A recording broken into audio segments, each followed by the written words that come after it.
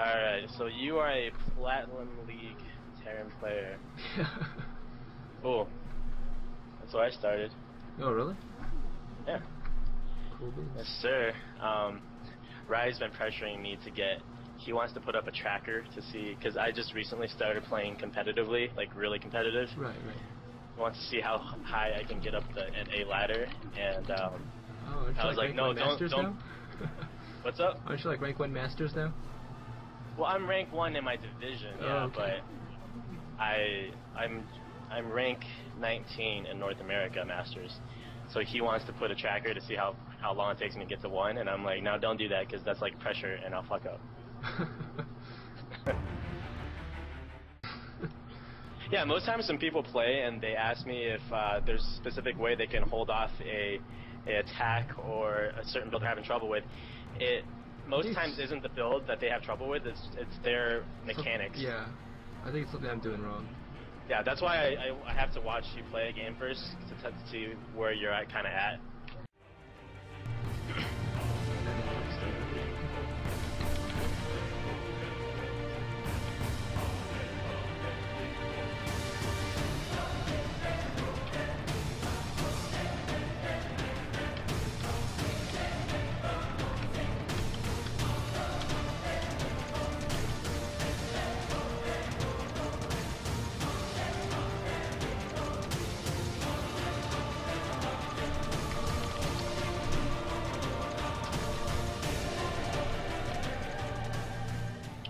Alright, dude, good job.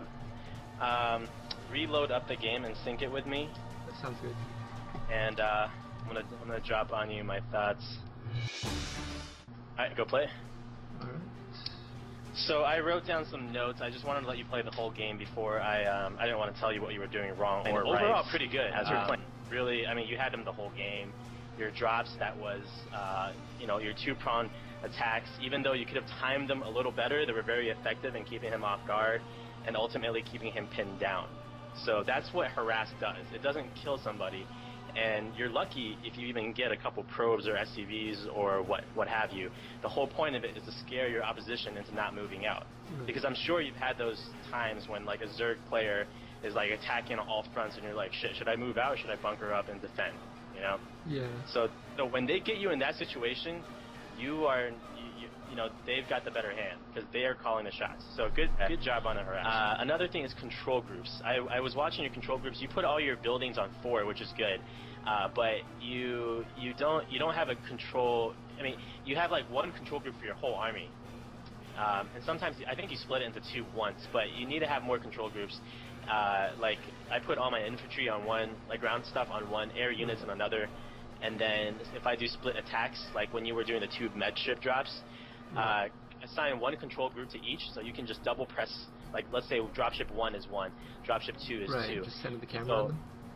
Yeah, just double press 1, double press 2, and you auto send or auto center to each dropship. Right. Yeah. So the other thing is SCV production. You did not have constant SCV production. Oh, yeah. In fact, by the 17th, I think you had 43 SCVs, and your opponent, I mean, this is all like platinum level, you're doing great, but you know, when you're moving up in rank or ladders, yeah. You know, these things need to be addressed. So you always want to have constant SCV production. Oh, At like 14 minutes, you should be 3-3. If you build double engineering base, upgrades are just so important. If you had upgrades, you can have like half the size of the army that you had, and you would have raffle stomped his army. They're so ridiculous. And another thing is, you don't scan or scout very often. In fact, you haven't, at this point, if we look at your vision, you don't even know what's in the middle of his base. He could have been going Colossi. So, you know, you have energy on your orbital command, blow a scan in the middle, see what he's going. If he's going Colossi, immediately switch to Vikings, you know, etc., etc. And you're expanding at 11 minutes right now. Here's the timeline for expanding for Terrans with full army production.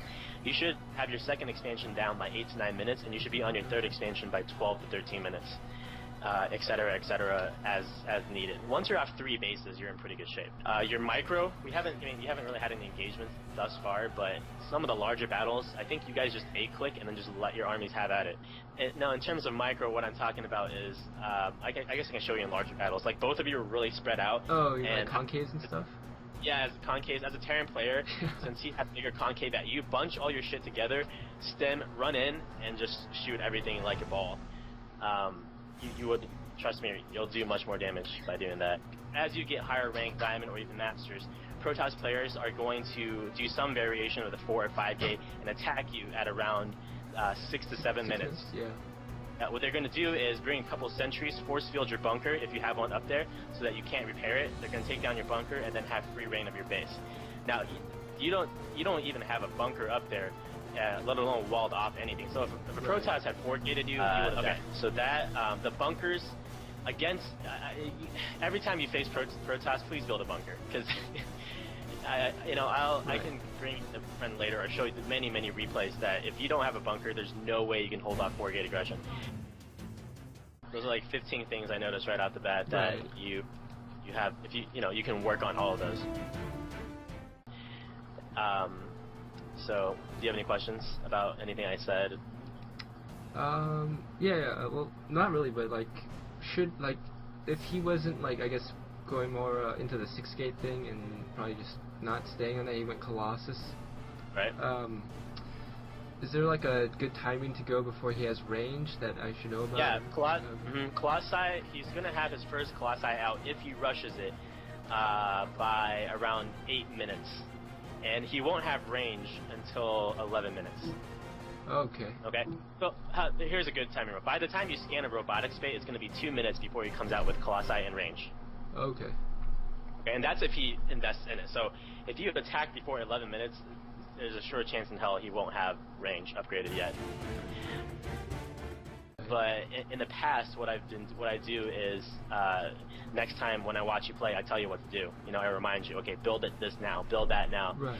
And enough repetition will, if I say it enough time, it's gonna get into your brain. So yeah, if you want to continue doing this, then next time we're gonna go over specific things. Like we'll focus on building placement and racks build order until you get it down, and then we'll focus on something else until you get it down. Like it's gonna take a while for you to get all this stuff, but by this, like if you can master everything I just said, you're like easily in Masters.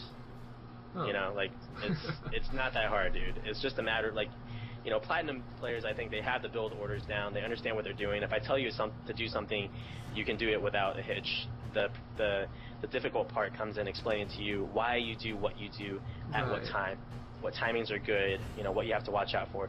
And everything I've told you so far is just versus Protoss. It's a completely different metagame for Zerg, Terran, and all that.